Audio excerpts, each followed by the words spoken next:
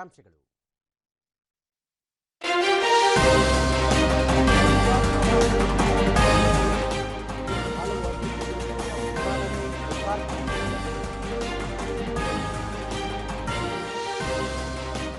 ರಕ್ಷಣಾ ಕೈಗಾರಿಕಾ ನೆಲೆಗಳ ಬಲವರ್ಧನೆ, ಸಾರ್ವಜನಿಕ ಉದ್ದಿಮೆಗಳ ದಕ್ಷತೆ ವೃದ್ಧಿಗೆ ಸರ್ಕಾರ ಬದ್ಧ, ಸಚಿವ ರಾಜನಾಥ್ ಸಿಂಗ್. ಪಾಕಿಸ್ತಾನದಿಂದ ಭಯೋತ್ಪಾದಕ ಸಂಘಟನೆಗಳ ಮುಕ್ತ ಕಾರ್ಯಾಚರಣೆ, ದಾಳಿಗೆ ಮುಂದಿನ ದಿನಗಳಲ್ಲಿ ತಕ್ಕ ಪ್ರತ್ಯುತ್ತರದ ಸಂದೇಶ, ಸಚಿವ ಡಾಕ್ಟರ್ ಎಸ್ ಜಯಶಂಕರ್. ಜೂನಿಯರ್ ವಿಶ್ವಕಪ್ ಶೂಟಿಂಗ್ ಚಾಂಪಿಯನ್ಶಿಪ್, ಭಾರತದ ತೇಜಸ್ವಿನಿಗೆ ಚಿನ್ನದ ಪದಕ. ವಾರ್ತೆಗಳ ವಿವರ. ಗುಜರಾತ್ ಪ್ರವಾಸದಲ್ಲಿರುವ ಪ್ರಧಾನಿ ನರೇಂದ್ರ ಮೋದಿ ಅವರು ಇಂದು ಗಾಂಧಿನಗರದ ಮಹಾತ್ಮ ಮಂದಿರದಲ್ಲಿ ಸುಮಾರು 5,536 ಕೋಟಿ ರೂಪಾಯಿಗಳ ಅಭಿವೃದ್ಧಿ ಯೋಜನೆಗಳಿಗೆ ಶಂಕುಸ್ಥಾಪನೆ ಹಾಗೂ ಉದ್ಘಾಟನೆ ನೆರವೇರಿಸಲಿದ್ದಾರೆ. ಇದರಲ್ಲಿ ನಗರಾಭಿವೃದ್ಧಿ, ಮೂಲಸೌಕರ್ಯ, ಜಲಸಂಪನ್ಮೂಲ ನಿರ್ವಹಣೆ, ಆರೋಗ್ಯ ರಕ್ಷಣೆ ಮತ್ತು ಕಂದಾಯ ಸೇವೆಗಳ ಪ್ರಮುಖ ಯೋಜನೆಗಳು ಒಳಗೊಂಡಿವೆ. ಅಲ್ಲದೆ ಪ್ರಧಾನಿಯವರು ಗುಜರಾತ್ ನಗರ ಪ್ರಗತಿಗಾಥೆಯ 20 ವರ್ಷಗಳ ಸ್ಮರಣೀಯ ವಿಶೇಷ ಕಾರ್ಯಕ್ರಮದಲ್ಲೂ ಭಾಗವಹಿಸಲಿದ್ದಾರೆ. 2005ರಲ್ಲಿ ಗುಜರಾತ್ ಮುಖ್ಯಮಂತ್ರಿಯಾಗಿದ್ದಾಗ ನರೇಂದ್ರ ಮೋದಿ ಅವರು ಈ ಉಪಕ್ರಮಕ್ಕೆ ಚಾಲನೆ ನೀಡಿದ್ದರು. ಜೊತೆಗೆ ಪ್ರಧಾನಮಂತ್ರಿ ಆವಾಸ್ ಯೋಜನೆಯಡಿ ನಿರ್ಮಿಸಿರುವ 22,000 ಮನೆಗಳನ್ನು ಫಲಾನುಭವಿಗಳಿಗೆ ಹಸ್ತಾಂತರಿಸಲಿದ್ದಾರೆ. ನಿನ್ನೆ ಪ್ರಧಾನಿ ನರೇಂದ್ರ ಮೋದಿ ಅವರು ಗುಜರಾತ್ನ ಭುಜ್ನಲ್ಲಿ 53,000 ಕೋಟಿ ರೂಪಾಯಿಗಳಿಗೂ ಅಧಿಕ ಮೌಲ್ಯದ ವಿವಿಧ ಅಭಿವೃದ್ಧಿ ಯೋಜನೆಗಳಿಗೆ ಚಾಲನೆ ನೀಡಿದರು.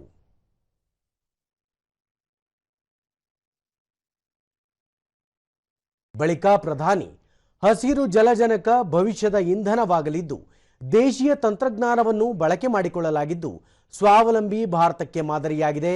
ವಿಶ್ವದ ಅತಿ ದೊಡ್ಡ ಸೌರ ಇಂಧನ ಘಟಕವೂ ಸಹ ಕಚ್ನಲ್ಲಿ ನಿರ್ಮಾಣವಾಗಲಿದೆ. ದೇಶದ ನಾಗರಿಕರಿಗೆ ನಿರಂತರವಾಗಿ ವಿದ್ಯುತ್ ಒದಗಿಸಬೇಕು ಎನ್ನುವುದು ಸರ್ಕಾರದ ಸಂಕಲ್ಪವಾಗಿದ್ದು, ಹಲವು ವಿನೂತನ ಯೋಜನೆಗಳನ್ನು ಜಾರಿಗೊಳಿಸಲಾಗಿದೆ ಎಂದು ತಿಳಿಸಿದರು. ಭಾರತ ಭಯೋತ್ಪಾದನೆಯ ವಿರುದ್ಧ ಶೂನ್ಯ ಸಹಿಷ್ಣುತೆ ಹೊಂದಿದ್ದು, ಆಪರೇಷನ್ ಸಿಂಧೂರದ ಮೂಲಕ ಭಯೋತ್ಪಾದನೆಗೆ ಪ್ರತ್ಯುತ್ತರ ನೀಡಲಾಗಿದೆ. ದೇಶದ ಭದ್ರತೆಗೆ ಧಕ್ಕೆ ತರುವ ಯಾವುದೇ ಪ್ರಯತ್ನವನ್ನು ಸರ್ಕಾರ ಸಹಿಸುವುದಿಲ್ಲ. ಮಾನವೀಯತೆಯ ರಕ್ಷಣೆ ಹಾಗೂ ಭಯೋತ್ಪಾದನೆಯ ನಿರ್ಮೂಲನೆ ಭಾರತದ ಉದ್ದೇಶವಾಗಿದೆ ಎಂದು ಹೇಳಿದರು. तो दुनिया को लगता था कि बस खत्म, अब कुछ नहीं हो सकता, और कच्छ मौत की चादर ओढ़ करके सोया था उस भूकंप में. लेकिन साथियों, मैंने कभी मेरा विश्वास खोया नहीं था. मेरा विश्वास कच्छी खमीर पर था. અને એટલે જ હું તો કહેતો હતો, બાળકોને ભણાવવું પડશે કે કચ્છનો ક અને ખમીરનો ખ.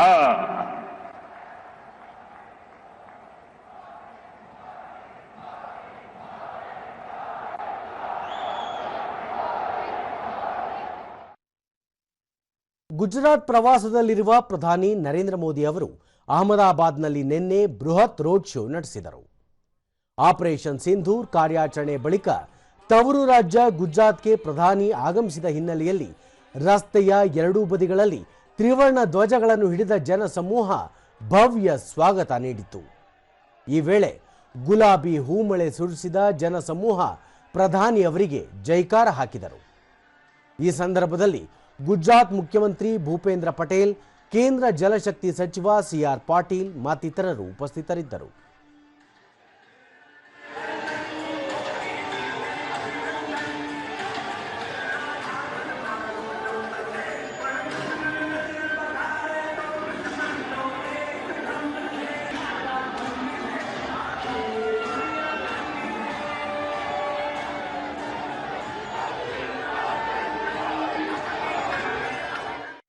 से दिया जाएगा और देश की जनता, बिल्कुल आप देखें कि पाकिस्तान की जनता को भी एक स्पष्ट संदेश है. शुभारंभ भी किया, यानी विकास के साथ साथ हमारे सेना का शौर्य और इसके अलावा देश को हम किस तरीके से आगे ले जा सकते हैं। और जो सेना के लोग हैं, पाकिस्तान की सेना के लोग हैं, वो खड़े हुए थे। तो प्रधानमंत्री का स्पष्ट संदेश है कि कभी भी इस तरह का नापाक हरकत पाकिस्तान की धरती से की जाएगी तो उसको मुंह तोड़ जवाब दिया जाएगा। और आप देखें ये दृश्य,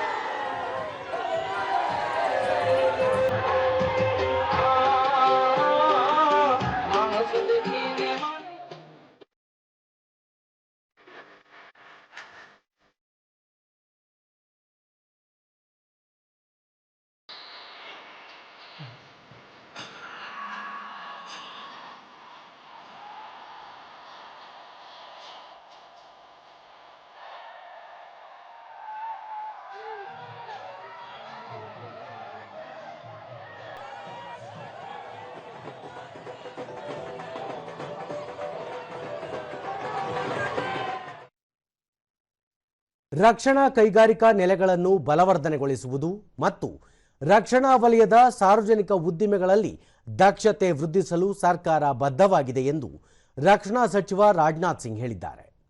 ದೆಹಲಿಯಲ್ಲಿ ನಿನ್ನೆ ಅವರು ರಕ್ಷಣಾ ವಲಯದ 8 ಸಾರ್ವಜನಿಕ ಉದ್ಯಮಗಳ ಪ್ರಗತಿ ಪರಿಶೀಲನಾ ಸಭೆ ನಡೆಸಿದರು. ಸಭೆಯಲ್ಲಿ ರಕ್ಷಣಾ ವಲಯದ ಸಾರ್ವಜನಿಕ ಉದ್ದಿಮೆಗಳು ಸೇರಿದಂತೆ ಒಟ್ಟಾರೆ ರಕ್ಷಣಾ ವಲಯದ ಕೈಗಾರಿಕೆಗಳ ಪ್ರಗತಿಯ ಬಗ್ಗೆ ಮೆಚ್ಚುಗೆ ವ್ಯಕ್ತಪಡಿಸಿದರು. ಆಪರೇಷನ್ ಸಿಂಧೂರ್ ಕಾರ್ಯಾಚರಣೆ ವೇಳೆ ಭಾರತೀಯ ಸಶಸ್ತ್ರ ಪಡೆಗಳು ಎಷ್ಟರ ಮಟ್ಟಿಗೆ ಸನ್ನದ್ಧವಾಗಿವೆ ಎಂಬುದನ್ನು ಇಡೀ ವಿಶ್ವಕ್ಕೆ ತೋರಿಸಿಕೊಟ್ಟಿವೆ ಎಂದು ಹೇಳಿದರು. ಸದ್ಯದ ಭೌಗೋಳಿಕ ರಾಜಕೀಯ ಸನ್ನಿವೇಶವನ್ನು ಉಲ್ಲೇಖಿಸಿದ ಸಚಿವರು ರಕ್ಷಣಾ ವಲಯದ ಸಾರ್ವಜನಿಕ ಉದ್ದಿಮೆಗಳು ಆಧುನಿಕ ಸಮರಕ್ಕೆ ಅಗತ್ಯವಾದ ಸಂಶೋಧನೆ ಮತ್ತು ಅಭಿವೃದ್ಧಿಗಳಿಗೆ ಒತ್ತು ನೀಡುವ ಮೂಲಕ ತಾಂತ್ರಿಕವಾಗಿ ಉನ್ನತೀಕರಿಸಿದ ಸಾಧನಗಳ ಅಭಿವೃದ್ಧಿಗೆ ಮುಂದಾಗಬೇಕೆಂದು ಕರೆ ನೀಡಿದರು. ಪಾಕಿಸ್ತಾನದ ನಗರ ಮತ್ತು ಪಟ್ಟಣಗಳಿಂದ ಭಯೋತ್ಪಾದಕ ಸಂಘಟನೆಗಳು ಮುಕ್ತವಾಗಿ ಕಾರ್ಯಾಚರಣೆ ನಡೆಸುತ್ತಿವೆ ಎಂದು ವಿದೇಶಾಂಗ ವ್ಯವಹಾರಗಳ ಸಚಿವ ಡಾಕ್ಟರ್ ಎಸ್ ಜೈಶಂಕರ್ ಹೇಳಿದ್ದಾರೆ. ಜರ್ಮನಿಯ ದಿನಪತ್ರಿಕೆಗೆ ನೀಡಿದ ವಿಶೇಷ ಸಂದರ್ಶನದಲ್ಲಿ ಅವರು ಪಾಕಿಸ್ತಾನ ಭಯೋತ್ಪಾದನೆಗೆ ಬೆಂಬಲ ಮತ್ತು ಆರ್ಥಿಕ ನೆರವು ನೀಡುತ್ತಿದೆ ಹಾಗೂ ಉಗ್ರರಿಗೆ ತಮ್ಮ ಮಿಲಿಟರಿಯನ್ನು ಬಳಸಿಕೊಳ್ಳಲು ಅವಕಾಶ ಮಾಡಿಕೊಟ್ಟಿದೆ ಎಂದು ತಿಳಿಸಿದ್ದಾರೆ. ಭಯೋತ್ಪಾದಕ ದಾಳಿಗಳಿಗೆ ತಕ್ಕ ಪ್ರತ್ಯುತ್ತರ ನೀಡಲಾಗುವುದು ಮತ್ತು ಅಂತಹ ದಾಳಿಗಳಿಗೆ ತಕ್ಕ ಬೆಲೆ ತೆರಬೇಕಾಗುತ್ತದೆ ಎಂಬ ಸ್ಪಷ್ಟ ಸಂದೇಶವನ್ನು ಭಾರತ ಈಗಾಗಲೇ ರವಾನಿಸಿದೆ. ಭಾರತ ಪಾಕಿಸ್ತಾನದ ಪ್ರಮುಖ ವಾಯುನೆಲೆ ಹಾಗೂ ರಕ್ಷಣಾ ನೆಲೆಗಳನ್ನು ಧ್ವಂಸಗೊಳಿಸಿದೆ. ಉಭಯ ದೇಶಗಳ ಮಿಲಿಟರಿ ಕಮಾಂಡರ್ಗಳ ಒಪ್ಪಿಗೆಯ ನಂತರ ಕದನ ವಿರಾಮವನ್ನು ಘೋಷಿಸಲಾಗಿದೆ ಎಂದರು. ಅಮೃತಕಾಲ ಆಕ್ಟ್ 2047 ದೂರದೃಷ್ಟಿಯ ಸಾಕಾರಕ್ಕೆ ಭಾರತದ ಬಂದರುಗಳ ಸಾಮರ್ಥ್ಯ ಬಲವರ್ಧನೆಗೆ ಖಾಸಗಿ ವಲಯದ ಸಹಭಾಗಿತ್ವ ಅತ್ಯಗತ್ಯ ಎಂದು ಕೇಂದ್ರ ಬಂದರು ಮತ್ತು ಜಲಮಾರ್ಗಗಳ ಸಚಿವ ಸರ್ಬಾನಂದ ಸೋನೋವಾಲ್ ಹೇಳಿದ್ದಾರೆ. ಮುಂಬೈನಲ್ಲಿ ನಿನ್ನೆ ಜವಾಹರ್ಲಾಲ್ ನೆಹರು ಬಂದರು ಪ್ರಾಧಿಕಾರದ 36ನೇ ವಾರ್ಷಿಕೋತ್ಸವದಲ್ಲಿ ಪಾಲ್ಗೊಂಡ ಅವರು ಈ ಬಂದರು ದೇಶದ ಅತಿ ದೊಡ್ಡ ಕಂಟೈನರ್ ಬಂದರಾಗಿದ್ದು ದಾಖಲೆಯ ಸರಕು ಸಾಗಣೆಯನ್ನು ನಿರ್ವಹಿಸಿದೆ ಎಂದು ಹೇಳಿದರು. ಪ್ರಧಾನಿ ನರೇಂದ್ರ ಮೋದಿ ಅವರ ಸ್ಥಳೀಯ ಉತ್ಪನ್ನಗಳಿಗೆ ಒತ್ತು ನೀಡುವ ಕರೆಗೆ ಅನುಗುಣವಾಗಿ ದೇಶದ ಪ್ರತಿಯೊಂದು ಬಂದರುಗಳ ಸಾಮರ್ಥ್ಯ ವೃದ್ಧಿಸಲು ಎಲ್ಲಾ ಕ್ರಮಗಳನ್ನು ಕೈಗೊಳ್ಳಲಾಗುತ್ತಿದೆ. ವಾಧ್ವಾನ್ ಬಂದರು ನಿರ್ಮಾಣ ಕಾರ್ಯದ ಮೊದಲ ಹಂತ ಮುಂದಿನ 5 ವರ್ಷಗಳಲ್ಲಿ ಪೂರ್ಣಗೊಳ್ಳಲಿದೆ. ಭಾರತದ ಕಡಲ ಸಾಮರ್ಥ್ಯ ಹೆಚ್ಚಿಸುವ ಗುರಿ ಸಾಧನೆ ನಿಟ್ಟಿನಲ್ಲಿ ಎಲ್ಲ ಕ್ರಮಗಳನ್ನು ಕೈಗೊಳ್ಳಲಾಗಿದೆ ಎಂದರು. Whether it is shipbuilding, ship repair, ship recycling, in all the sectors now under the visionary leadership of Honorable Prime Ministers, this ministry is taking a lot of initiative in this regard, and I believe the way JNP has performed, the other ports are also equally performing, and some numbers of ports, particularly Kandla and Paradip, they are in the bulk cargo handling sectors, they are also creating history. So I believe this is a very happy moment for all of us. ವಿದೇಶಾಂಗ ಕಾರ್ಯದರ್ಶಿ ವಿಕ್ರಮ್ ಮಿಸ್ತ್ರಿ ಇಂದಿನಿಂದ 3 ದಿನಗಳ ಕಾಲ America ಪ್ರವಾಸ ಕೈಗೊಳ್ಳಲಿದ್ದಾರೆ. ಈ ಭೇಟಿಯ ವೇಳೆ ಮಿಸ್ರಿ ಅವರು ವಾಷಿಂಗ್ಟನ್ ಡಿಸಿಯಲ್ಲಿ ಅಮೆರಿಕ ಆಡಳಿತದ ಹಿರಿಯ ಅಧಿಕಾರಿಗಳನ್ನು ಭೇಟಿ ಮಾಡಲಿದ್ದಾರೆ. ಫೆಬ್ರವರಿಯಲ್ಲಿ ಪ್ರಧಾನಿ ನರೇಂದ್ರ ಮೋದಿ ಅಮೆರಿಕಕ್ಕೆ ಭೇಟಿ ನೀಡಿ ಮಾತುಕತೆ ನಡೆಸಿದ ಮುಂದುವರೆದ ಭಾಗವಾಗಿ ಮಿಸ್ರಿ ಅವರು ಈ ಪ್ರವಾಸ ಕೈಗೊಂಡಿದ್ದು ಭಾರತ ಅಮೆರಿಕ ಪಾಲುದಾರಿಕೆಯ ಉಪಕ್ರಮಗಳ ಬಗ್ಗೆ ಚರ್ಚೆ ನಡೆಸಲಿದ್ದಾರೆ. ಸುಪ್ರೀಂ ಕೋರ್ಟ್ನ ನೂತನ ಮುಖ್ಯ ನ್ಯಾಯಮೂರ್ತಿಯಾಗಿ ನೇಮಕಗೊಂಡಿರುವ ಬಿಆರ್ ಗವಾಯಿ ಅವರ ಗೌರವಾರ್ಥ ರಾಷ್ಟ್ರಪತಿ ದ್ರೌಪದಿ ಮುರ್ಮು ಕಳೆದ ರಾತ್ರಿ ರಾಷ್ಟ್ರಪತಿ ಭವನದಲ್ಲಿ ಔತಣಕೂಟ ಆಯೋಜಿಸಿದ್ದರು. ಈ ಔತಣಕೂಟದಲ್ಲಿ ಉಪರಾಷ್ಟ್ರಪತಿ ಜಗದೀಪ್ ಧನಕರ್, ಲೋಕಸಭೆಯ ಸ್ಪೀಕರ್ ಓಂ ಬಿರ್ಲಾ, ಸಚಿವರಾದ ರಾಜನಾಥ್ ಸಿಂಗ್, ಡಾಕ್ಟರ್ ಎಸ್ ಜೈಶಂಕರ್, ಅರ್ಜುನ್ ರಾಮ್ ಮೇಘ್ವಾಲ್ ಮತ್ತಿತರ ಗಣ್ಯರು ಭಾಗವಹಿಸಿದ್ದರು.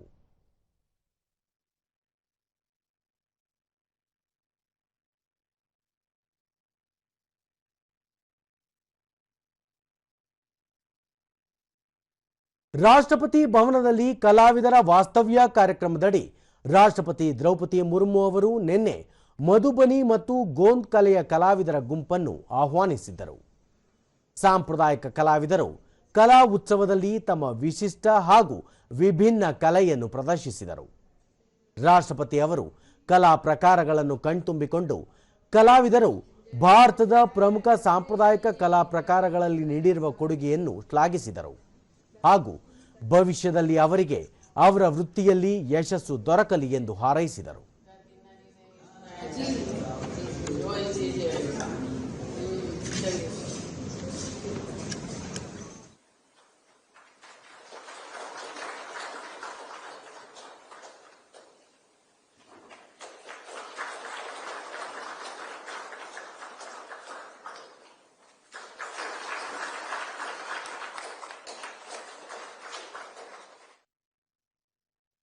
ಪಹಲ್ಗಾಮ್ ಭಯೋತ್ಪಾದಕ ದಾಳಿಯನ್ನು ಮಾಲ್ಡೀವ್ಸ್ ವಿದೇಶಾಂಗ ಸಚಿವ ಡಾಕ್ಟರ್ ಅಬ್ದುಲ್ಲಾ ಖಲೀಲ್ ಬಲವಾಗಿ ಖಂಡಿಸಿದ್ದಾರೆ.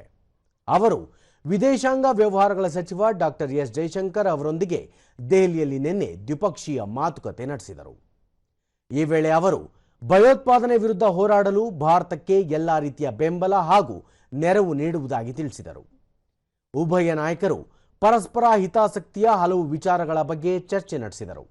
ಜೊತೆಗೆ ರಕ್ಷಣೆ, ಭದ್ರತಾ, ಸಹಕಾರ, ಅಭಿವೃದ್ಧಿ, ಪಾಲುದಾರಿಕೆ, ವ್ಯಾಪಾರ, ಆರ್ಥಿಕತೆ, ಆರೋಗ್ಯ ಸೇರಿದಂತೆ ಹಲವು ವಲಯಗಳಲ್ಲಿ ಸಹಕಾರ ಸಂಬಂಧ ವಿಸ್ತರಣೆಯ ಬಗ್ಗೆಯೂ ಸಮಾಲೋಚಿಸಿದರು. ತಮಿಳುನಾಡಿನ 6 ಹಾಗೂ ಅಸ್ಸಾಂನ 2 ಸ್ಥಾನಗಳು ಸೇರಿದಂತೆ ಒಟ್ಟು 8 ರಾಜ್ಯಸಭಾ ಸ್ಥಾನಗಳಿಗೆ ಭಾರತೀಯ ಚುನಾವಣಾ ಆಯೋಗ ದ್ವೈವಾರ್ಷಿಕ ಚುನಾವಣಾ ವೇಳಾಪಟ್ಟಿ ಪ್ರಕಟಿಸಿದೆ. ಅದರಂತೆ ಜೂನ್ 2ರಂದು ಅಧಿಕೃತ ಅಧಿಸೂಚನೆ ಹೊರಬೀಳಲಿದ್ದು ಜೂನ್ 19ರಂದು ಮತದಾನ ನಡೆಯಲಿದೆ. ಅಂದೇ ಚುನಾವಣಾ ಮತ ಎಣಿಕೆಯೂ ನಡೆಯಲಿದೆ. ರಾಜ್ಯಸಭೆಯ 8 ಸದಸ್ಯರ ಅವಧಿ ಜೂನ್ ಜುಲೈಗೆ ಅಂತ್ಯಗೊಳ್ಳಲಿರುವ ಹಿನ್ನೆಲೆಯಲ್ಲಿ ಈ ದ್ವೈವಾರ್ಷಿಕ ಚುನಾವಣೆ ನಡೆಸಲಾಗುತ್ತಿದೆ. ತಮಿಳುನಾಡಿನ ರಾಜ್ಯಸಭೆಯ ಸದಸ್ಯರಾದ doctor Anbumani Ramadoss, M Shanmugam, N Chandrasekaran, M Mohammed Abdullah, P Wilson ಮತ್ತು ವೈಕೋ ಅವರ ಅವಧಿ ಜುಲೈ 24ಕ್ಕೆ ಮುಕ್ತಾಯವಾಗಲಿದೆ. ಅಸ್ಸಾಂನ 2 ಸದಸ್ಯರ ಅವಧಿ ಜೂನ್ 14ಕ್ಕೆ ಮುಕ್ತಾಯಗೊಳ್ಳಲಿದೆ. ಮಹಾರಾಷ್ಟ್ರ ಪ್ರವಾಸದಲ್ಲಿರುವ ಕೇಂದ್ರ ಗೃಹ ಸಚಿವ ಅಮಿತ್ ಶಾ ನಾಂದೇಡ್ನಲ್ಲಿ ಆಯೋಜಿಸಲಾಗಿದ್ದ ಸಾರ್ವಜನಿಕ ಸಮಾರಂಭದಲ್ಲಿ ಪಾಲ್ಗೊಂಡಿದ್ದರು. ಮಹಾರಾಷ್ಟ್ರ ಮುಖ್ಯಮಂತ್ರಿ ದೇವೇಂದ್ರ ಫಡ್ನವೀಸ್ ಸೇರಿದಂತೆ ಹಲವರು ಉಪಸ್ಥಿತರಿದ್ದರು.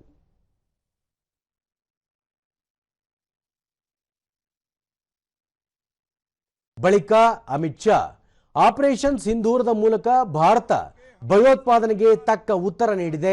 ಈ ಕಾರ್ಯಾಚರಣೆಯು ನವ ಭಾರತ ತನ್ನ ಜನರು ಮತ್ತು ಸಾರ್ವಭೌಮತ್ವದ ವಿರುದ್ಧದ ಬೆದರಿಕೆಗೆ ದೃಢವಾಗಿ ಪ್ರತಿಕ್ರಿಯೆ ನೀಡುತ್ತದೆ ಎಂಬ ಬಲವಾದ ಸಂದೇಶವನ್ನು ಜಗತ್ತಿಗೆ ರವಾನಿಸಿದೆ ಎಂದು ಹೇಳಿದರು.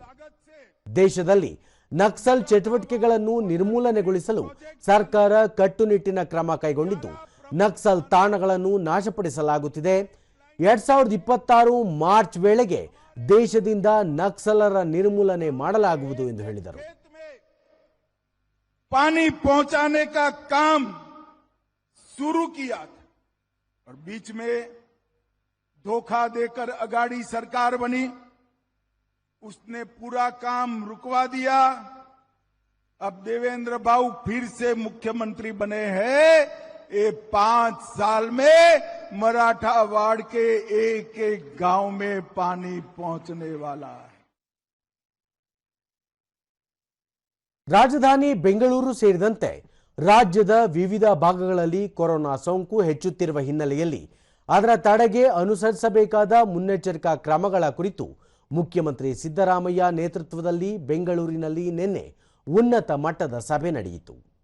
ಈ ವೇಳೆ ಆರೋಗ್ಯ ಮತ್ತು ಕುಟುಂಬ ಕಲ್ಯಾಣ ಸಚಿವ ದಿನೇಶ್ ಗುಂಡೂರಾವ್, ವೈದ್ಯಕೀಯ ಶಿಕ್ಷಣ ಸಚಿವ ಡಾಕ್ಟರ್ ಶರಣಪ್ರಕಾಶ್ ಪಾಟೀಲ್, ರಾಜ್ಯ ಸರ್ಕಾರದ ಮುಖ್ಯ ಕಾರ್ಯದರ್ಶಿ ಶಾಲಿನಿ ರಜನೀಶ್ ಸೇರಿದಂತೆ ಆರೋಗ್ಯ ಇಲಾಖೆಯ ಹಿರಿಯ ಅಧಿಕಾರಿಗಳು ಉಪಸ್ಥಿತರಿದ್ದರು. ಈ ಸಂದರ್ಭದಲ್ಲಿ ಮುಖ್ಯಮಂತ್ರಿ ಸಿದ್ದರಾಮಯ್ಯ ಕೋವಿಡ್ ಸೋಂಕಿನ ಬಗ್ಗೆ ಆತಂಕ ಪಡುವ ಅಗತ್ಯವಿಲ್ಲ, ಪರಿಸ್ಥಿತಿಯನ್ನು ಅವಲೋಕಿಸಿ ಸರ್ಕಾರ ಮುಂದಿನ ನಿರ್ಧಾರ ಕೈಗೊಳ್ಳಲಿದೆ, ಆಸ್ಪತ್ರೆಗಳಲ್ಲಿ ವೆಂಟಿಲೇಟರ್, ಆಮ್ಲಜನಕ, ಔಷಧಿ ಸೇರಿದಂತೆ ಇನ್ನಿತರೆ ಅಗತ್ಯತೆಗಳನ್ನು ಸಿದ್ಧಪಡಿಸಿಕೊಳ್ಳಬೇಕು, ವಯೋವೃದ್ಧರು, ಗರ್ಭಿಣಿಯರು, ಹೃದಯ ಸಂಬಂಧಿ, ಶ್ವಾಸಕೋಶ ಸಮಸ್ಯೆ ಇರುವವರು ಮುನ್ನೆಚ್ಚರಿಕಾ ಕ್ರಮವಾಗಿ ಮಾಸ್ಕ್ ಧರಿಸುವುದು ಅಗತ್ಯ, ಪ್ರತಿ ವಾರ ಅಥವಾ ಅಗತ್ಯ ಬಿದ್ದರೆ 3 ದಿನಗಳಿಗೊಮ್ಮೆ ಪರಿಸ್ಥಿತಿಯನ್ನು ಅವಲೋಕಿಸಬೇಕು ಎಂದು ಅಧಿಕಾರಿಗಳಿಗೆ ಸೂಚಿಸಿದರು.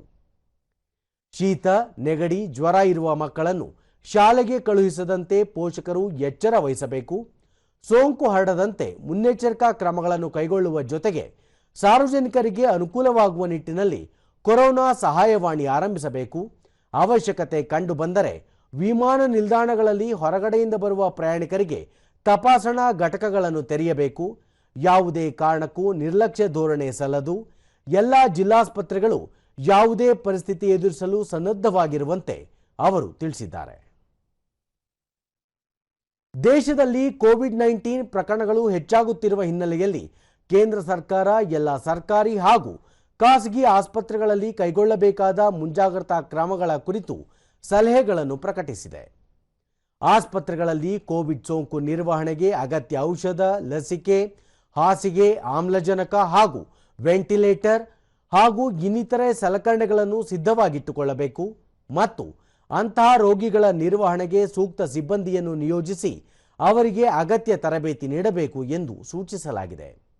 ಅಲ್ಲದೆ ಉಸಿರಾಟದ ತೊಂದರೆ ಇರುವಂತಹ ಮತ್ತು ಜ್ವರದಿಂದ ಬಳಲುತ್ತಿರುವವರನ್ನು ಗುರುತಿಸಿ ಸೂಕ್ತ ಚಿಕಿತ್ಸೆ ನೀಡಬೇಕು, ಸೋಂಕು ಕಂಡುಬರುವಂತಹ ವ್ಯಕ್ತಿಗಳ ವಿವರಗಳನ್ನು ಪೋರ್ಟಲ್ನಲ್ಲಿ ನಮೂದಿಸಬೇಕು, ಕೋವಿಡ್-19 ಸೋಂಕು ಕಂಡುಬರುವ ಪ್ರಕರಣಗಳನ್ನು ಜೀನೋಮ್ ಸೀಕ್ವೆನ್ಸಿಂಗ್ಗೆ ಒಳಪಡಿಸಬೇಕು ಎಂದು ಸೂಚನೆ ನೀಡಲಾಗಿದೆ. ಜೊತೆಗೆ ಆಸ್ಪತ್ರೆಗಳು ಹಾಗೂ ಆರೋಗ್ಯ ಸೌಕರ್ಯಗಳ ಆವರಣದಲ್ಲಿ ಮಾಸ್ಕ್ ಧಾರಣೆ ಮತ್ತು ಇನ್ನಿತರ ಅಗತ್ಯ ಮುನ್ನೆಚ್ಚರಿಕಾ ಕ್ರಮಗಳನ್ನು ಪಾಲಿಸಬೇಕು ಎಂದು ನಿರ್ದೇಶಿಸಲಾಗಿದೆ. ಕೃಷಿ ವಿಜ್ಞಾನ ವಿಶ್ವವಿದ್ಯಾಲಯದ 14ನೇ ಘಟಿಕೋತ್ಸವ ಸಮಾರಂಭ ರಾಯಚೂರಿನಲ್ಲಿ ನಿನ್ನೆ ನಡೆಯಿತು. ಭಾರತೀಯ ವಿಶ್ವವಿದ್ಯಾಲಯಗಳ ಸಂಘದ ಮಹಾ ಕಾರ್ಯದರ್ಶಿ ಡಾಕ್ಟರ್ ಪಂಕಜ್ ಮಿತ್ತಲ್, ಕುಲಪತಿ ಡಾಕ್ಟರ್ ಎಂ ಹನುಮಂತಪ್ಪ ಮತ್ತಿತರರು ಪಾಲ್ಗೊಂಡಿದ್ದರು. ಈ ವೇಳೆ ಸಾಧಕ ವಿದ್ಯಾರ್ಥಿಗಳಿಗೆ ಚಿನ್ನದ ಪದಕಗಳನ್ನು ನೀಡಿ ಗೌರವಿಸಲಾಯಿತು. ಕೊಪ್ಪಳ ಜಿಲ್ಲೆಯ ಪ್ರಗತಿಪರ ಕೃಷಿಕ ದೇವೇಂದ್ರಪ್ಪ ಅವರಿಗೆ ಗೌರವ ಡಾಕ್ಟರೇಟ್ ಪ್ರದಾನ ಮಾಡಲಾಯಿತು. ವರ್ಚುವಲ್ ಮೂಲಕ ಮಾತನಾಡಿದ ರಾಜ್ಯಪಾಲ ತಾವರ್ಚಂದ್ ಗೆಹ್ಲೋಟ್, ಭಾರತವನ್ನು ಆಹಾರ ಮತ್ತು ಕೃಷಿ ಉತ್ಪಾದನೆಯ ಜೊತೆಗೆ ತಂತ್ರಜ್ಞಾನ, ನಾವೀನ್ಯತೆ ಮತ್ತು ನೈತಿಕತೆಯ ಜಾಗತಿಕ ಕೇಂದ್ರವನ್ನಾಗಿ ಮಾಡುವಲ್ಲಿ ಕೃಷಿ ವಿಜ್ಞಾನಿಗಳ ಪಾತ್ರ ಮಹತ್ವದ್ದು ಎಂದರು. कृषि पद्धतियों को बढ़ावा देने, कम पानी में अधिक पैदावार और पर्यावरण अनुकूल खेती के क्षेत्र में काम करने की और अधिक आवश्यकता है, जिससे कृषि उत्पादन शुद्ध होगा एवं उत्पादन बढ़ेगा और पर्यावरण संरक्षण में भी मदद मिलेगी. ಡಾಕ್ಟರ್ ಪಂಕಜ್ ಮಿತ್ತಲ್ ರಾಜ್ಯದಲ್ಲಿ ಕೃಷಿ ಸಂಶೋಧನೆ ಹಾಗೂ ಹೊಸ ತಂತ್ರಜ್ಞಾನ ಆವಿಷ್ಕಾರದಲ್ಲಿ ರಾಯಚೂರು ಕೃಷಿ ವಿಶ್ವವಿದ್ಯಾಲಯ ಮುಂಚೂಣಿಯಲ್ಲಿದೆ ಎಂದು ತಿಳಿಸಿದರು. Your education does not end today. Your education begins today. Because the things are changing so fast, technology is changing so fast that you have to unlearn and relearn almost every day. ಕುಲಪತಿ doctor M Hanumanthappa, ವಿಶ್ವವಿದ್ಯಾಲಯ ಶೈಕ್ಷಣಿಕ ಸಂಶೋಧನೆ ಹಾಗೂ ವಿಸ್ತರಣಾ ಕ್ಷೇತ್ರಗಳಲ್ಲಿ ಗಮನಾರ್ಹ ಸಾಧನೆ ಮಾಡಿದ್ದು, ಭಾರತೀಯ ಕೃಷಿ ಅನುಸಂಧಾನ ಪರಿಷತ್ 25ನೇ ಶ್ರೇಣಿ ನೀಡಿರುವುದು ಹೆಮ್ಮೆಯ ಸಂಗತಿ ಎಂದು ಹೇಳಿದರು. Increased by web streaming, so it can be listened through entire country as well as world. Doctorate ಅನ್ನೋದು ಇಲ್ಲ. ದೂರದರ್ಶನದೊಂದಿಗೆ ಡಾಕ್ಟರೇಟ್ ಪದವಿ ಪುರಸ್ಕೃತ ದೇವೇಂದ್ರಪ್ಪ ಯುವ ಪೀಳಿಗೆ ಕೃಷಿಯಲ್ಲಿ ತೊಡಗಿಕೊಳ್ಳಲು ಮುಂದೆ ಬರಬೇಕು, ಕೃಷಿ ನಂಬಿದರೆ ಉತ್ತಮ ಬದುಕು ಕಟ್ಟಿಕೊಳ್ಳಲು ಸಾಧ್ಯ ಎಂದು ಅಭಿಪ್ರಾಯಪಟ್ಟರು. ಕೆಲಸ ಮಾಡಿ ನೀವು ಸಮಾಜದಲ್ಲಿ ಇನ್ನಿಷ್ಟು ಇದಾಗಲಿ ಅನ್ನೋ ಉದ್ದೇಶ ಕೊಟ್ಟಿರ್ಬೋದು. ಆದರೆ ನಾವು ಇನ್ನೂ ಭಾಳಷ್ಟು ಕಲಿಯೋದೈತಿ. ಭೂಮಿಯಾಗ ಪ್ರಕೃತಿನ ಕಲಿಸಕತ್ತೈತೆ. ನಾವು ಬುಕ್ಕ ಓದಿ ಕಲಿಯೋದಲ್ಲ, ಪ್ರಕೃತಿ ಕಲಿಸಕತ್ತೈತೆ. ಚಿನ್ನದ ಪದಕ ಪಡೆದ ವಿದ್ಯಾರ್ಥಿ ಸಾಗರ್ ಕೃಷಿ ವಿಜ್ಞಾನಿಯಾಗಿ ಉತ್ತಮ ತಳಿಗಳನ್ನು ಅಭಿವೃದ್ಧಿಪಡಿಸುವ ಮೂಲಕ ರೈತರನ್ನು ಪ್ರೋತ್ಸಾಹಿಸುವ ಸಂಕಲ್ಪ ಹೊಂದಿರುವುದಾಗಿ ಹೇಳಿದರು. ನಮ್ಮ ರಾಜ್ಯ ಮಟ್ಟದಲ್ಲಿ ನಮ್ಮ ಎಲ್ಲ ಕೃಷಿ ವಿಶ್ವವಿದ್ಯಾಲಯಗಳಲ್ಲಿ ತಂತ್ರಜ್ಞಾನಗಳನ್ನು ಅವರು ಸತತವಾಗಿ ಡೆವಲಪ್ ಮಾಡೋಕ್ಕೆ ಅವ್ರ ಎಫರ್ಟ್ಸ್ ಆಗ್ತಾ ಇದ್ದಾರೆ. ಸೊ ಎಲ್ಲ ರೈತರನ್ನು ಪರವಾಗಿ ಇಟ್ಕೊಂಡೇ ಅದನ್ನು ಮಾಡ್ತಾ ಇದ್ದಾರೆ ಅಂತ ನಂಗೆ ಅನ್ಸುತ್ತೆ. ಇನ್ನೋರ್ವ ಚಿನ್ನದ ಪದಕ ಪಡೆದ ವಿದ್ಯಾರ್ಥಿ ಪುಟ್ಟರಾಜ ಪೊಲೀಸ್ ಪಾಟೀಲ್ ಕೃಷಿ ಹಿನ್ನೆಲೆ ಇರುವ ತಮಗೆ ಚಿನ್ನದ ಪದಕ ದೊರಕಿರುವುದು ಸಂತಸ ತಂದಿದೆ. ಮುಂದೆ ನಾಗರಿಕ ಸೇವಾ ಪರೀಕ್ಷೆಗೆ ಸಜ್ಜಾಗುವ ಉದ್ದೇಶ ಹೊಂದಿರುವುದಾಗಿ ತಿಳಿಸಿದರು. ಸೊ ಇಂಡೈರೆಕ್ಟ್ಲಿ ಯಾವ ಥರ ಮಾಡ್ಬೋದು ಅಂತಂದರೆ through the administrative works, through framing the policies or schemes or the programmes that may benefit the farmers. ವಿದ್ಯಾರ್ಥಿನಿ ಗಾಯತ್ರಿ ಕೃಷಿ ಪದವಿಯಲ್ಲಿ 4 ಚಿನ್ನದ ಪದಕಗಳು ಸಿಕ್ಕಿರುವುದಕ್ಕೆ ಸಂತಸವಾಗಿದೆ. ಕೃಷಿ ವಿಷಯದಲ್ಲಿ ಮತ್ತಷ್ಟು ಸಾಧನೆಯ ಮೂಲಕ ಉನ್ನತ ಅಧಿಕಾರಿಯಾಗುವ ಅಭಿಲಾಷೆ ಇರುವುದಾಗಿ ಹೇಳಿದರು. ಆಪ್ಷನಲ್ ಆಗಿ ನನಗೆ ಇದು ಈಸಿ ಆಗುತ್ತೆ ಅಂತ ಹೇಳ್ಬಿಟ್ಟು ನಾನು ಇದರಲ್ಲಿ ಗ್ರಾಜ್ಯುಯೇಟ್ ಆಗಿದ್ದೀನಿ. ರಾಜ್ಯದ ವಿವಿಧ ಭಾಗಗಳಲ್ಲಿ ಮಳೆಯಿಂದ ಬೆಳೆ ಹಾನಿಯಾಗಿದ್ದು ಬಾಧಿತ ಪ್ರದೇಶಗಳಿಗೆ ಸಚಿವರು ಭೇಟಿ ನೀಡದಿರುವುದು ಖಂಡನಾರ್ಹ ಎಂದು ವಿಧಾನಸಭೆ ವಿರೋಧ ಪಕ್ಷದ ನಾಯಕ ಅಶೋಕ ಬೆಂಗಳೂರಿನಲ್ಲಿ ನಿನ್ನೆ ಆರೋಪಿಸಿದ್ದಾರೆ. ಬೆಳೆ ಹಾನಿಗೊಳಗಾದ ರೈತರಿಗೆ ಸಾಂತ್ವನ ಹೇಳುವ ಜೊತೆಗೆ ಅಗತ್ಯ ಪರಿಹಾರ ನೀಡಬೇಕು. ಈ ಸಂಬಂಧ ಮುಖ್ಯಮಂತ್ರಿ ಸಿದ್ದರಾಮಯ್ಯ ಅವರು ಶೀಘ್ರದಲ್ಲೇ ಎಲ್ಲ ಜಿಲ್ಲಾಧಿಕಾರಿಗಳ ಸಭೆ ಕರೆದು ಬೆಳೆ ಹಾನಿಗೆ ಪರಿಹಾರ ನೀಡಲು ಅಗತ್ಯ ಕ್ರಮ ಕೈಗೊಳ್ಳಬೇಕು ಎಂದು ತಿಳಿಸಿದ್ದಾರೆ. ರಾಜ್ಯದಲ್ಲಿ ಕೋವಿಡ್ ಸೋಂಕು ಮತ್ತೆ ಹೆಚ್ಚಾಗುತ್ತಿದೆ. ಸರ್ಕಾರಿ ಆಸ್ಪತ್ರೆಗಳಲ್ಲಿ ಔಷಧಿ ಪೂರೈಕೆ ಸೇರಿದಂತೆ ಅಗತ್ಯ ವೈದ್ಯಕೀಯ ಮೂಲ ಸೌಲಭ್ಯಗಳನ್ನು ಒದಗಿಸುವ ಜೊತೆಗೆ ರೋಗಿಗಳಿಗೆ ಉಚಿತವಾಗಿ ಚಿಕಿತ್ಸೆ ನೀಡಲು ಕ್ರಮ ಕೈಗೊಳ್ಳಬೇಕು ಎಂದು ಹೇಳಿದರು. ಬೆಂಗಳೂರಿನಲ್ಲಿ ಕಸದ ಸೆಸ್ ಹೆಸರಿನಲ್ಲಿ ಕಾಂಗ್ರೆಸ್ ಸರ್ಕಾರ ಹೆಚ್ಚು ಹಣ ಸಂಗ್ರಹಿಸುತ್ತಿದೆ. ಇದೀಗ ಕಸ ವಿಲೇವಾರಿ ಮಾಡಲು ತೆರಿಗೆ ವಿಧಿಸಲಾಗುತ್ತಿದೆ. ಇದು ಜನಾಕ್ರೋಶಕ್ಕೆ ಕಾರಣವಾಗಿದೆ. ಕಳೆದ 2 ವರ್ಷಗಳ ಅವಧಿಯಲ್ಲಿ ರಾಜ್ಯದಲ್ಲಿ ಯಾವುದೇ ಅಭಿವೃದ್ಧಿ ಕೆಲಸ ಕಾರ್ಯಗಳು ನಡೆದಿಲ್ಲ. ಬದಲಾಗಿ ಜನರು ವಿವಿಧ ರೂಪದಲ್ಲಿ ಹೆಚ್ಚಿನ ತೆರಿಗೆಯನ್ನು ಸರ್ಕಾರಕ್ಕೆ ಪಾವತಿಸುವಂತಾಗಿದೆ ಎಂದರು. ಪ್ರಧಾನಿ ನರೇಂದ್ರ ಮೋದಿ ನೇತೃತ್ವದಲ್ಲಿ ನಡೆದ ನೀತಿ ಆಯೋಗದ ಸಭೆಗೆ ಮುಖ್ಯಮಂತ್ರಿ ಸಿದ್ದರಾಮಯ್ಯ ಗೈರು ಹಾಜರಾಗಿರುವ ಕ್ರಮ ಸರಿಯಲ್ಲ. ಕೇಂದ್ರ ಸರ್ಕಾರದ ವಿರುದ್ಧ ವಿನಾಕಾರಣ ಆರೋಪ ಮಾಡುವುದನ್ನು ಬಿಟ್ಟು ಇಂತಹ ಮಹತ್ವದ ಸಭೆಗಳಿಗೆ ಭೇಟಿ ನೀಡಿ ರಾಜ್ಯದ ಬೇಡಿಕೆಗಳನ್ನು ಮುಂದಿಟ್ಟು ಕೇಂದ್ರದಿಂದ ಅನುದಾನ ಪಡೆಯಲು ಮುಂದಾಗಬೇಕಿತ್ತು ಎಂದು ಅಭಿಪ್ರಾಯಪಟ್ಟರು. ರಾಜ್ಯದ ಕೆಳ ಹಂತದ ವಿವಿಧ ನ್ಯಾಯಾಲಯಗಳಲ್ಲಿ 10 ಲಕ್ಷಕ್ಕೂ ಅಧಿಕ ಪ್ರಕರಣಗಳು ಇತ್ಯರ್ಥಕ್ಕಾಗಿ ಬಾಕಿ ಉಳಿದಿವೆ. ಈ ಹಿನ್ನೆಲೆಯಲ್ಲಿ ಅವುಗಳ ತ್ವರಿತ ವಿಲೇವಾರಿಗೆ ಅನುವಾಗುವಂತೆ ಸಿವಿಲ್ ಪ್ರಕ್ರಿಯೆ ಸಂಹಿತೆಗೆ ತಿದ್ದುಪಡಿ ತರಲಾಗಿದೆ ಎಂದು ಕಾನೂನು ಮತ್ತು ಸಂಸದೀಯ ವ್ಯವಹಾರಗಳ ಸಚಿವ ಎಚ್.ಕೆ. ಪಾಟೀಲ್ ಬೆಂಗಳೂರಿನಲ್ಲಿ ನಿನ್ನೆ ಹೇಳಿದ್ದಾರೆ. ಕೆಳ ಹಂತದ ನ್ಯಾಯಾಲಯಗಳಲ್ಲಿ ಸುಮಾರು 20 ವರ್ಷಗಳಿಂದಲೂ ಪ್ರಕರಣಗಳು ಇತ್ಯರ್ಥವಾಗದೆ ಬಾಕಿ ಉಳಿದಿವೆ. ಇಂತಹ ಪ್ರಕರಣಗಳನ್ನು ತ್ವರಿತ ವಿಲೇವಾರಿ ಮಾಡಲು ಸರ್ಕಾರ ಸಿವಿಲ್ ಪ್ರಕ್ರಿಯೆ ಸಂಹಿತೆ ತಿದ್ದುಪಡಿ ಮಾಡಿದ್ದು ಉಭಯ ಸದನಗಳಲ್ಲಿ ಅಂಗೀಕಾರ ದೊರೆತಿದೆ. ರಾಜ್ಯಪಾಲರು ರಾಷ್ಟ್ರಪತಿಗಳಿಗೆ ಕಳುಹಿಸಿದ್ದರು, ಅದಕ್ಕೂ ಈಗ ಅಂಕಿತ ದೊರೆತಿದೆ ಎಂದರು. ನ್ಯಾಯದಾನ ವಿಳಂಬವಾಗುವುದನ್ನು ತಪ್ಪಿಸಲು ಸರ್ಕಾರ ಈ ಕ್ರಾಂತಿಕಾರಿ ಹೆಜ್ಜೆ ಇರಿಸಿದೆ. ಸಿವಿಲ್ ಪ್ರಕರಣಗಳು 2 ತಿಂಗಳ ಒಳಗೆ ರಾಜಿ ಸಂಧಾನದ ಮೂಲಕ ಇತ್ಯರ್ಥವಾಗಬೇಕು. ಇಲ್ಲವಾದಲ್ಲಿ ಅಂತಹ ಪ್ರಕರಣಗಳನ್ನು ನ್ಯಾಯಾಲಯ ಕೈಗೆತ್ತಿಕೊಳ್ಳಲಿದೆ. ಸಿವಿಲ್ ಪ್ರಕರಣಗಳಲ್ಲಿ ಶ್ರೀಸಾಮಾನ್ಯರು ದಶಕಗಳ ಕಾಲ ಕಾಯುವುದು ತಪ್ಪಲಿದೆ. ನ್ಯಾಯಾಲಯಗಳ ಕಲಾಪಗಳಲ್ಲಿ ವಿಳಂಬ ನಿರಾಕರಿಸುವ ಉದ್ದೇಶದಿಂದ ತಿದ್ದುಪಡಿ ತರಲಾಗಿದ್ದು ಪ್ರಕರಣ ದಾಖಲಾದ ದಿನಾಂಕದಿಂದ 24 ತಿಂಗಳಲ್ಲಿ ತಾರ್ಕಿಕ ಅಂತ್ಯ ಕಾಣಿಸುವುದು ಕಾಯ್ದೆಯ ಉದ್ದೇಶವಾಗಿದೆ ಎಂದು ಹೇಳಿದರು. ನ್ಯಾಯದಾನ ವ್ಯವಸ್ಥೆಯನ್ನು ಸಂಪೂರ್ಣವಾಗಿ ಸುಧಾರಣೆ ಮಾಡಲು ಈ ಕಾನೂನು ಅವಕಾಶ ಕಲ್ಪಿಸಿದೆ. ಕಕ್ಷಿದಾರ ನ್ಯಾಯಾಲಯಕ್ಕೆ ಅಲೆದಾಡುವುದನ್ನು ತಪ್ಪಿಸಿ ತ್ವರಿತ ರೀತಿಯಲ್ಲಿ ನ್ಯಾಯದಾನ ವ್ಯವಸ್ಥೆ ಕಲ್ಪಿಸುವುದು ಕೂಡ ಈ ತಿದ್ದುಪಡಿಯ ಪ್ರಮುಖ ಉದ್ದೇಶವಾಗಿದೆ ಎಂದು ತಿಳಿಸಿದರು. ಚರ್ಚೆ ಮಾಡಿ 2 ಸದನಗಳಲ್ಲಿ ಸರ್ವಾನುಮತದಿಂದ ಈ ಸಿಪಿಸಿ ಅಮೆಂಡ್ಮೆಂಟ್ ಅನ್ನು ಸೆಕೆಂಡ್ ಸಿಪಿಸಿ ಅಮೆಂಡ್ಮೆಂಟ್ ನಾವು ತಂದು ಮಾನ್ಯ ರಾಜ್ಯಪಾಲರು ಅದನ್ನು ರಿಸರ್ವ್ ಮಾಡಿ ಪ್ರೆಸಿಡೆಂಟ್ ಆಫ್ ಇಂಡಿಯಾಗೆ ಕಳಿಸಿದ್ರು. ಜರ್ಮನಿಯಲ್ಲಿ ನಡೆಯುತ್ತಿರುವ ಐಎಸ್ಎಸ್ಎಫ್ ಜೂನಿಯರ್ ವಿಶ್ವಕಪ್ ಶೂಟಿಂಗ್ ಚಾಂಪಿಯನ್ಶಿಪ್ನಲ್ಲಿ ಭಾರತದ ಶೂಟರ್ ತೇಜಸ್ವಿನಿ ಚಿನ್ನದ ಪದಕ ತಮ್ಮದಾಗಿಸಿಕೊಂಡಿದ್ದಾರೆ. ಮಹಿಳೆಯರ 25 ಮೀಟರ್ ಪಿಸ್ತೂಲ್ ವಿಭಾಗದಲ್ಲಿ ತೇಜಸ್ವಿನಿ 31 ಅಂಕಗಳನ್ನು ಗಳಿಸಿ ಚಿನ್ನದ ಪದಕಕ್ಕೆ ಕೊರಳೊಡ್ಡಿದರು. ಸದ್ಯ ಚಾಂಪಿಯನ್ಶಿಪ್ನಲ್ಲಿ ಭಾರತ 3 ಚಿನ್ನ, 4 ಬೆಳ್ಳಿ ಹಾಗೂ 4 ಕಂಚಿನ ಪದಕಗಳೊಂದಿಗೆ ಒಟ್ಟು 11 ಪದಕಗಳನ್ನು ಸಂಪಾದಿಸಿದೆ.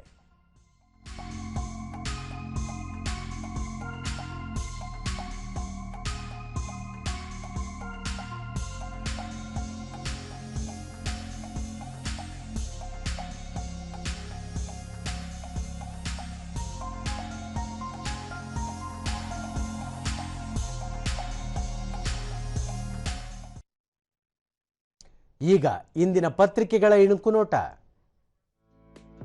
ಭಾರತ ದ್ವೇಷವೇ ಪಾಕ್ ಗುರಿ, ಪ್ರಧಾನಿ ನರೇಂದ್ರ ಮೋದಿ ವಾಗ್ದಾಳಿ, 77,000 ಕೋಟಿ ರೂಪಾಯಿ ಯೋಜನೆಗಳಿಗೆ ಚಾಲನೆ.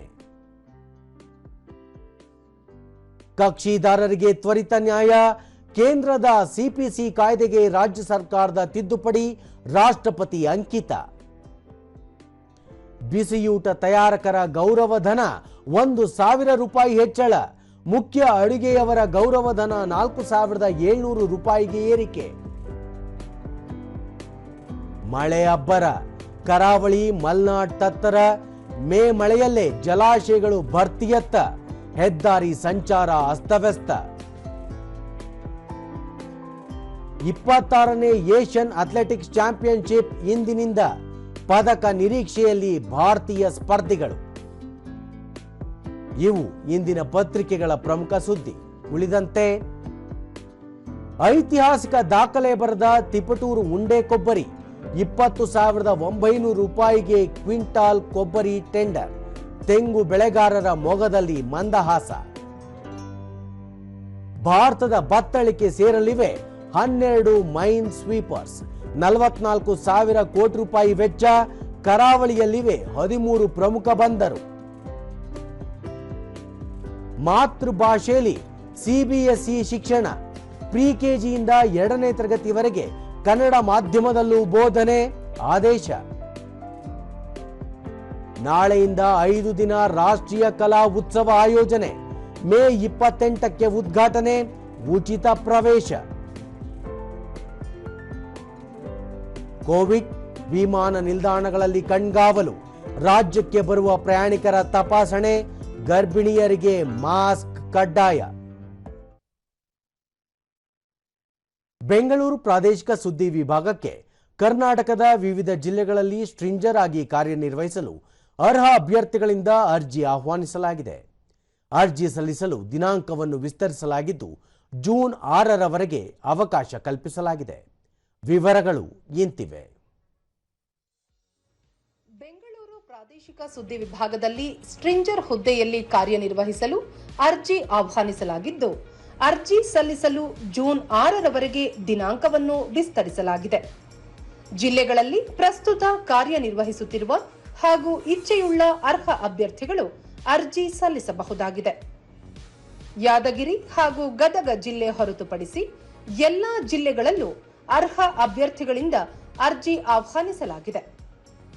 ಅರ್ಜಿ ಸಲ್ಲಿಸುವ ಮುನ್ನ ಪ್ರಸಾರ ಭಾರತಿ ಜಾಲತಾಣದಲ್ಲಿ ನಮೂದಿಸಲಾಗಿರುವ ವಿವರಗಳನ್ನು ಗಮನಿಸತಕ್ಕದ್ದು. ಅರ್ಜಿಯ ವಿವರಗಳು https://prasarabharati.gov.in/pbvacancy/ ಜಾಲತಾಣದಲ್ಲಿ ಲಭ್ಯ. ಅರ್ಜಿ ಸಲ್ಲಿಸಲು ಕೊನೆಯ ದಿನಾಂಕ 6 ಜೂನ್ 2025. ಅರ್ಜಿಗಳನ್ನು ಸ್ಪೀಡ್ ಪೋಸ್ಟ್ ಅಥವಾ ರಿಜಿಸ್ಟರ್ ಪೋಸ್ಟ್ ಮೂಲಕವೇ ಸಲ್ಲಿಸತಕ್ಕದ್ದು. ಕೊನೆಯಲ್ಲಿ ಮತ್ತೊಮ್ಮೆ ಮುಖ್ಯಾಂಶಗಳು.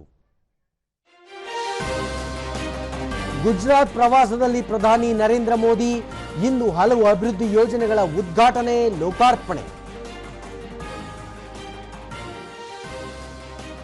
ರಕ್ಷಣಾ ಕೈಗಾರಿಕಾ ನೆಲೆಗಳ ಬಲವರ್ಧನೆ, ಸಾರ್ವಜನಿಕ ಉದ್ದಿಮೆಗಳ ದಕ್ಷತೆ ವೃದ್ಧಿಗೆ ಸರ್ಕಾರ ಬದ್ಧ, ಸಚಿವ ರಾಜನಾಥ್ ಸಿಂಗ್. ಪಾಕಿಸ್ತಾನದಿಂದ ಭಯೋತ್ಪಾದಕ ಸಂಘಟನೆಗಳ ಮುಕ್ತ ಕಾರ್ಯಾಚರಣೆ, ದಾಳಿಗೆ ಮುಂದಿನ ದಿನಗಳಲ್ಲಿ ತಕ್ಕ ಪ್ರತ್ಯುತ್ತರದ ಸಂದೇಶ, ಸಚಿವ ಡಾಕ್ಟರ್ ಎಸ್ ಜೈಶಂಕರ್. ಜೂನಿಯರ್ ವಿಶ್ವಕಪ್ ಶೂಟಿಂಗ್ ಚಾಂಪಿಯನ್ಶಿಪ್ ಭಾರತದ ತೇಜಸ್ವಿನಿಗೆ ಚಿನ್ನದ ಪದಕ. ನಮ್ಮ ವಾರ್ತಾ ಪ್ರಸಾರವನ್ನು ನೀವು ಡಿಡಿ ಚಂದನ ನ್ಯೂಸ್ ಯೂಟ್ಯೂಬ್, ಎಕ್ಸ್ ಖಾತೆ, ಫೇಸ್ಬುಕ್ ಹಾಗೂ ಇನ್ಸ್ಟಾಗ್ರಾಂನಲ್ಲೂ ವೀಕ್ಷಿಸಬಹುದು. ನಮ್ಮ ಮುಂದಿನ ವಾರ್ತಾ ಪ್ರಸಾರ ಬೆಳಗ್ಗೆ 11 ಗಂಟೆಗೆ. ನಮಸ್ಕಾರ.